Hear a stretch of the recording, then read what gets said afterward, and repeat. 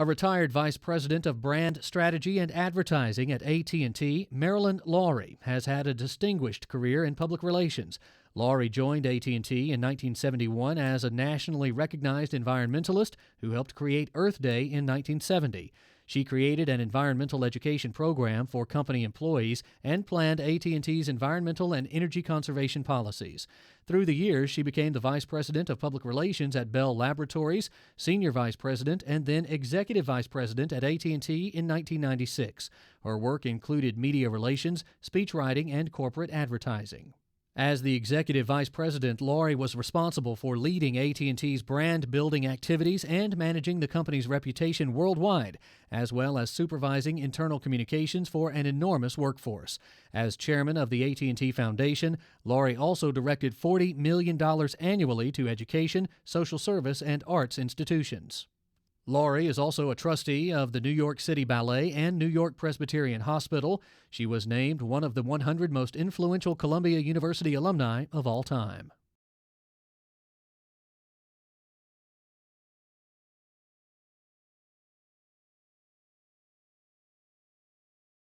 To me, leadership is the capacity to sweep other people into some usually forward-looking or problem-solving vision that you have. And by bringing a combination of knowledge and creativity and authenticity to that problem or that vision of the future, get other people excited about it and willing to support it.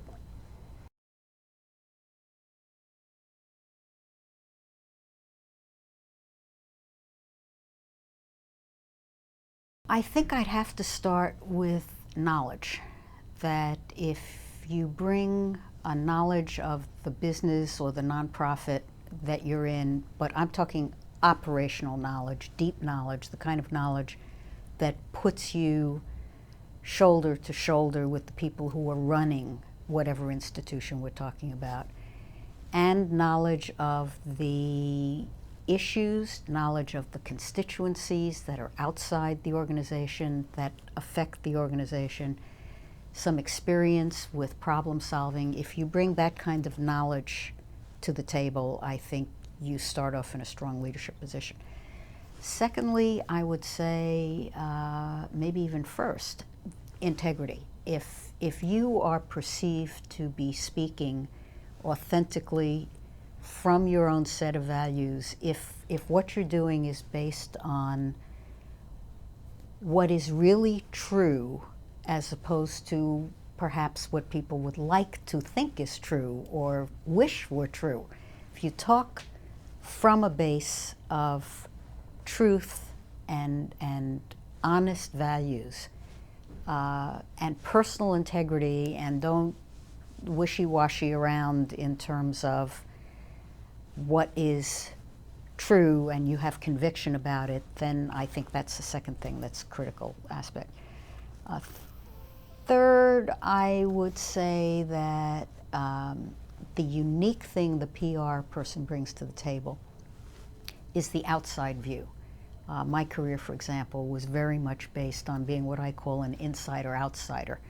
So the capacity to identify with and care about the institution, the company, the cause, but not so much that you are so captured by it that you forget what the broad outside public is thinking about it, what your opponents think about it, what people with various interests think about it, so that you can bring that to the table. That is absolutely crucial. And I guess if I thought of one more, it would be guts. If you need the courage to stand up for what you think needs to be done, what the solution is, what the option is, if you don't have that, you'll get crushed by the operating people who have their own, very often narrow view of what is required.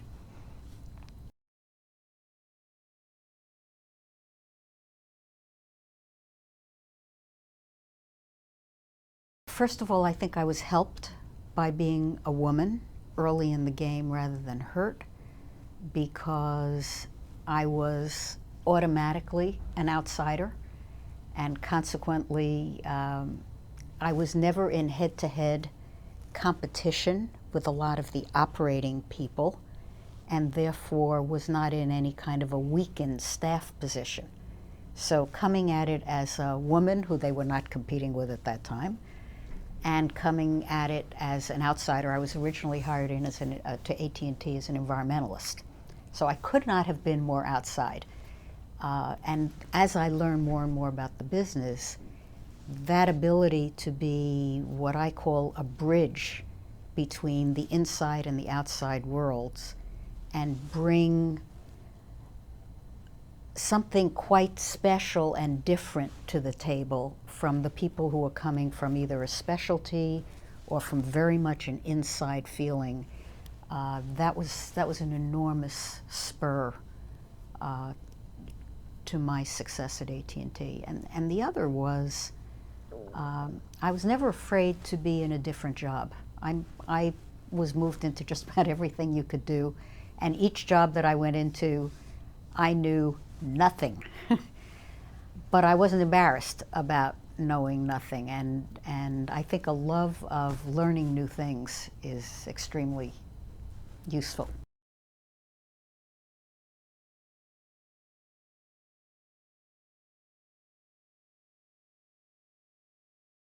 I learned a lot from successes, but I think I learned more from failures. And the two most powerful and in some ways painful lessons I learned both had a common issue to them.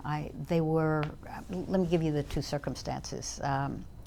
In one circumstance, when I was chair of the AT&T Foundation, this is way back in the early 80s, I chaired it for over a decade. We were the largest contributor at that time to Planned Parenthood, and for a variety of reasons having to do with barriers between the way funds were allocated, which Planned Parenthood at that time didn't have, and we were funding educational programs. We ended up having to withdraw funds because they were going for lobbying purposes for abortion. Let me give you the bottom line and then I'll come back.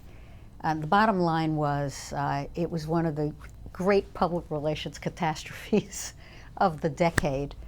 Planned Parenthood ended up turning on us. We were their very largest supporter for 16 years. They took out ads all over America. They urged people to boycott us. We had shareholder resolutions on this subject for 12 years.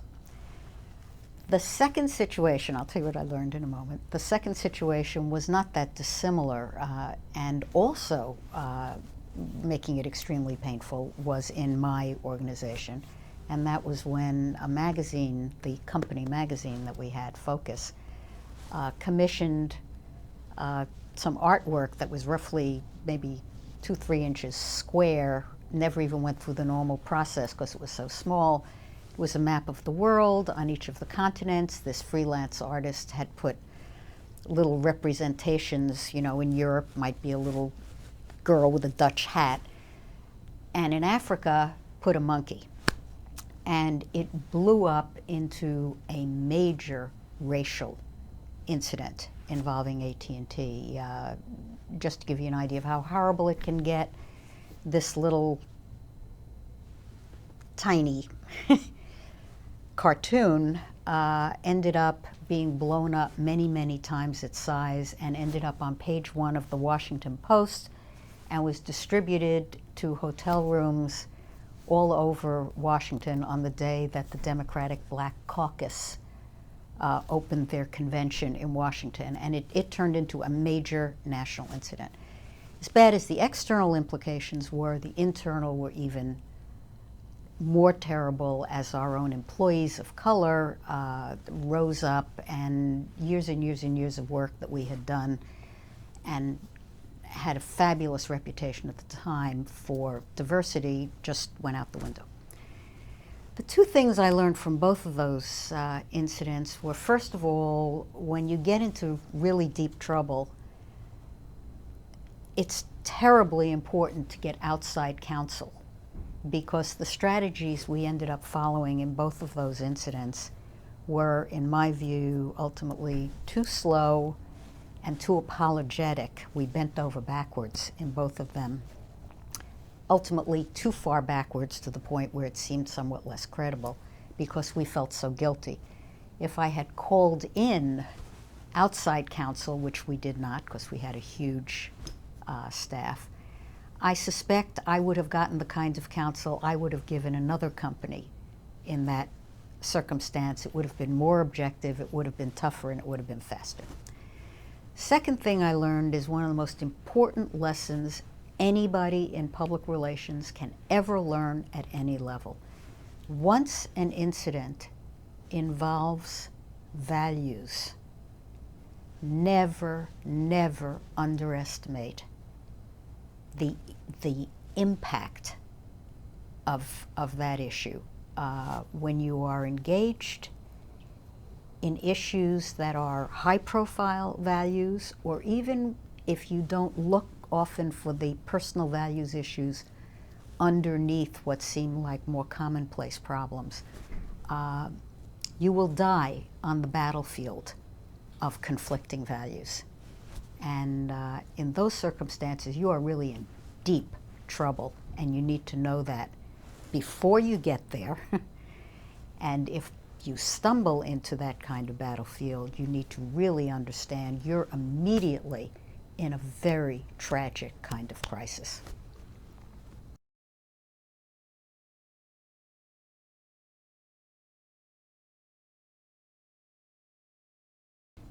Well, he's been doing it forever, but I would still say it was Harold Burson. And the reason is, going back to some of the qualities of leadership, Harold has developed over the years an enormous variety of experience. So he has the judgment to counsel people based on a long, reality-based set of data on how constituencies are likely to react and what a sensible course of action is. The other thing is that it's very important in public relations when you're counseling people and trying to lead in a situation or stand shoulder to shoulder with whoever it is who is the leader out front in a situation. Very important to keep it simple. And Harold is concise, focused, and simple. And his judgment is impeccable, and he has saved people's rear ends more times than I can count. The classic example of that, of course, was the famous Tylenol crisis, where I mean that's become such a well-known case history. He was working with a CEO, Jim Burke, who was heroic in his own right, but the idea that you had to go so much further than the situation seemed to require on the face of it, and that whole voluntary recall, the safety packaging that ensued, the credibility that was won out of smart, caring action that was consonant with that brand, that's classic Harold Burson type of counsel, and doesn't get any better than that.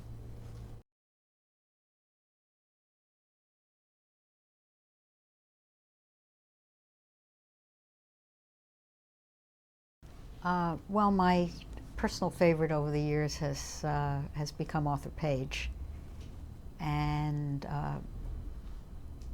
partly because we grew the Page Society out of AT&T, but he put forward the basics of what we are all about, which doesn't have anything to do with smart press relations or social networking. The idea that he embodied, the idea is that it's 90% about what you do and only 10% talking about it, and the idea that every institution ultimately sinks or swims on the basis of public consent. Those are the two foundations of quality leadership in what we do. Then come the tactics. But if you don't start out in the right place, and Arthur Page defined the right place, it doesn't matter what you say.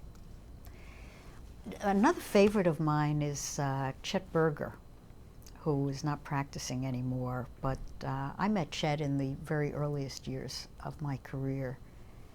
And the thing I learned from him was this concept of simplicity. Chet always used to talk about how if you tend to the simple and the obvious, you're not going to have to worry about the complicated. And he is so right. If you tackle a problem, if you tackle a brand, if you tackle a crisis, and you focus in on the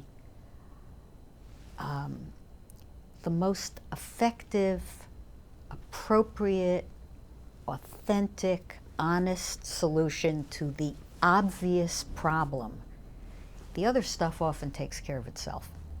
And too often we get lost in either the tactics or all the trees, and we forget that the key to doing what we do superbly is to go for the jugular of the big issue, the big, simple, obvious issue.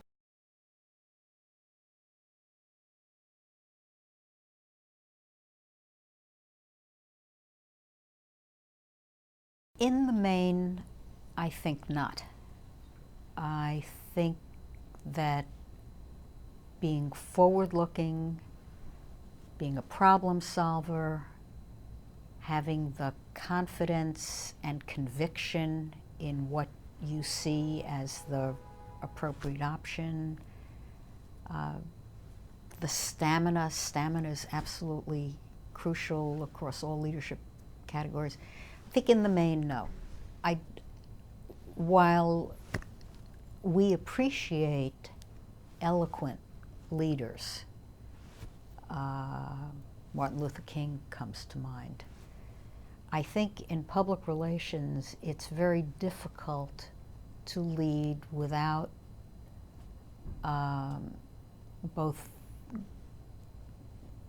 better than usual interpersonal skills and better than usual personal communication skills.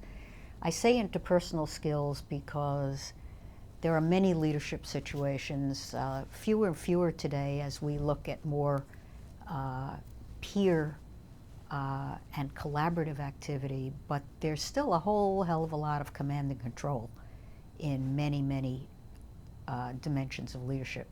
Whereas the public relations leader is much more dependent on persuasion and oral and written advocacy than many other forms of leadership. So I think having and learning those skills is non-trivial.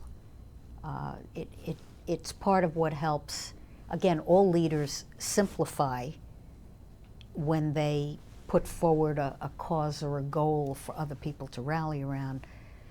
But the public relations person really has to find a way to frame, articulate, persuade around a goal or a cause that is expected of him or her. And it's expected at a level beyond, I think, many other leaders.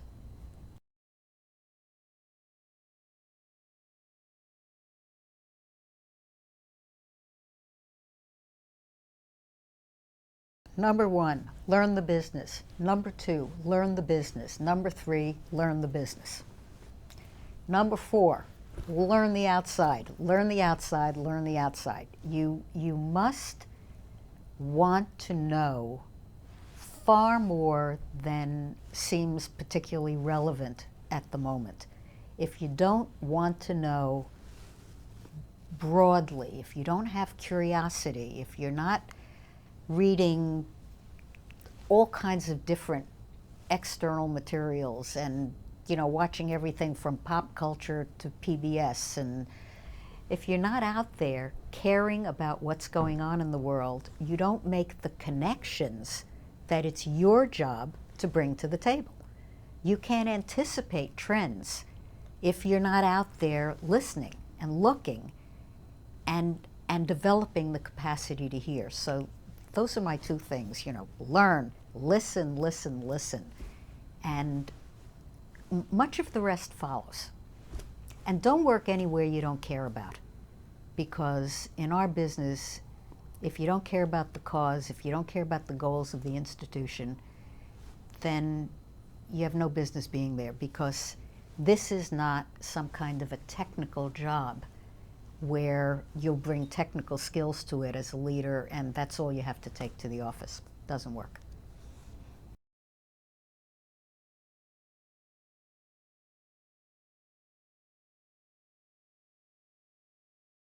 I think very early in the game, they need to differentiate between tactics and everything you need beyond tactics. So you have to have this basis of, even today, being able to write well. I was a speech writer for, I guess, 2.5, 3 years for the chairman of the company. Invaluable experience. I could never have had it if I hadn't been a good writer. However,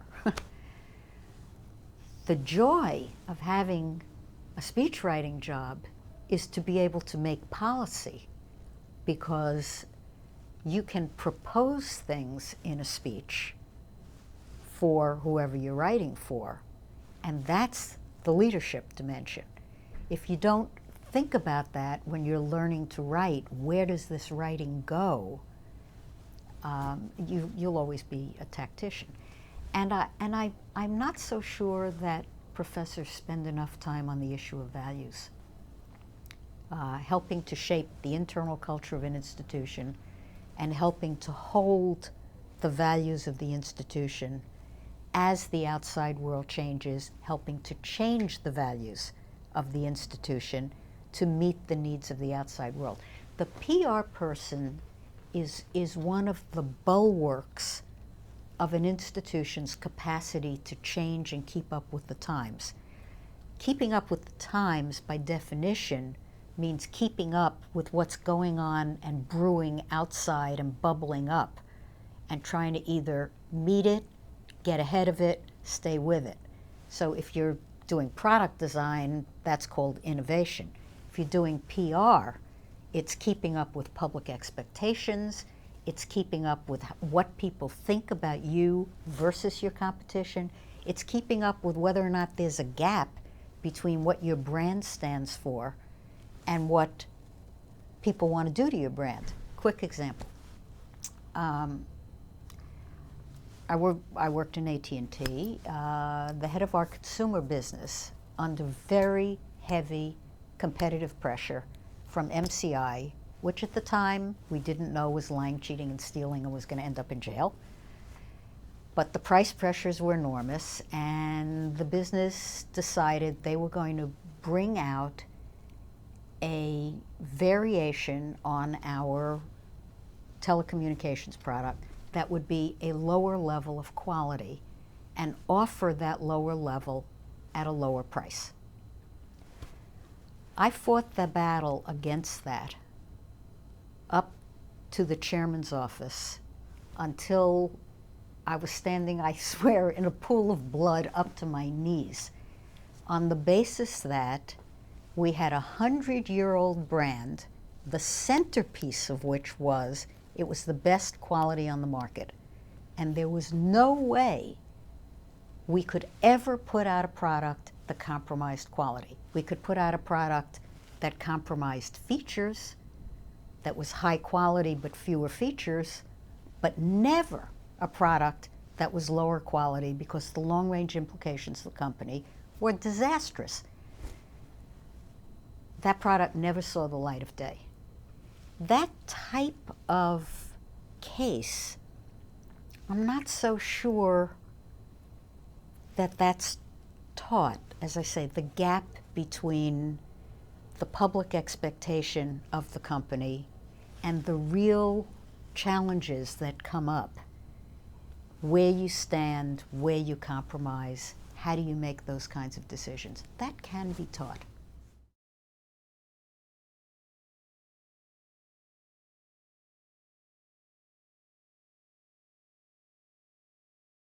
I think some dimensions of it definitely can be taught, and I think that many more people turn out to have leadership positions than perhaps have this very natural tendency toward leadership. And so the question is not so much whether you can teach anybody to be a leader, given the reality that a lot of people are going to turn out to be leaders for reasons that may have nothing whatever to do with those skills. What skills can you teach them in order to be better leaders? And I think again, those skills are teachable if the focus is on the real life dimensions of being a leader, i.e., one of the most underestimated dimensions of leadership is stamina. I have never known a leader that didn't work,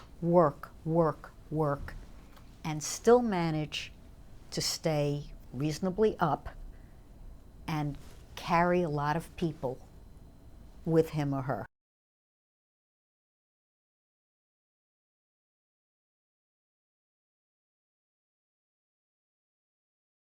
Let me give you one from my career. It was my first leadership challenge when I became, I had been senior vice president, which at that time was the highest level of public relations. Subsequently, executive vice president was created, but I was a reasonably new senior vice president, and our chairman died unexpectedly 2 days before our annual meeting. And this is a crisis. And there were all of the issues around the openness or privacy around why and how he died. And the biggest question was, would we or would we not hold our annual meeting?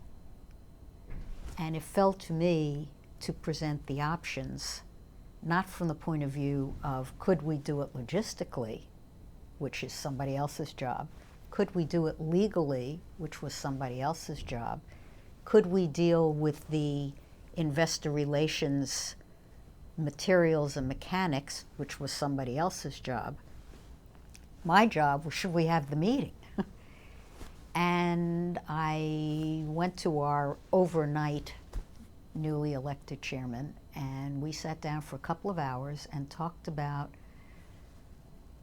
the difference, in my view, between projecting stability and continuity and caring and content by holding the meeting and rapidly launching his leadership and establishing his competence, as opposed to the issues of respect and caring and more time to think things through if we didn't hold the meeting. We went through all these options, and I strongly recommended holding the meeting, and working basically around the clock to get this thing off the ground. And we did. And it made a huge difference. And there are lots like that. They happen all the time. If you hadn't had held the meeting, what do you think the results would have been? I think it would have taken a very long time for the new chairman to get established. And I think from an investor point of view, I think we would have taken a hit, particularly think about that today. And I believe from an employee point of view, we would have suffered dramatically because we would have had more mourning for a brief but very well-loved guy with a cooler, temperamental kind of guy taking over. We would have had more mourning and less acceptance of the changeover. And I think everything would have taken longer. And again, one of the key things in corporate public relations is get the large institution to act quickly. It's so slow.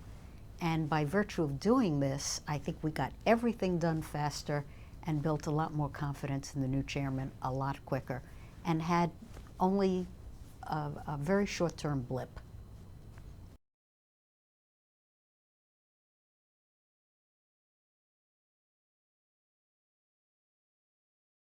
John Gardner wrote a book on excellence, and then he wrote a book on leadership. They're very connected, in my view. Leaders are always trying to get better and better performance. Gardner was in the administrations of 5 or 6 presidents. He was Secretary of Health, Education, and Welfare. He started Common Cause, and I think ultimately he taught at Stanford. And this book deals with values issues. It deals with the difference between leadership and power.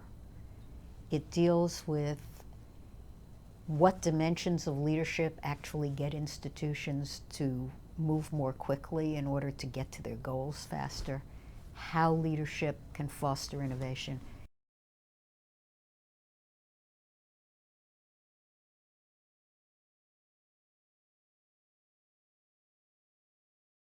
I probably would only have one piece of advice. It's clear as a bell. We have global audiences. We have people connected, listening as never before. We have people contributing as never before. It's a very complex time. It's wonderfully challenging. It's a thrilling time, and people really get the importance of public opinion. So that's all a given. One piece of advice. It's all about integrity. People have become so cynical through the manipulation of reality and the highly skilled efforts to shape and reshape reality, to find safe outs, that it's become extraordinarily difficult to achieve credibility. And credibility is what we're about. Without that, we have nothing. Absolutely nothing. So I would say the most important thing to remember starting out is honesty, credibility, reality, keeping your eye on reality, as opposed to slick manipulation, great tactics, wonderful skill to make it come out any way you or the client wants. That isn't what we do that exemplifies leadership. That's junk.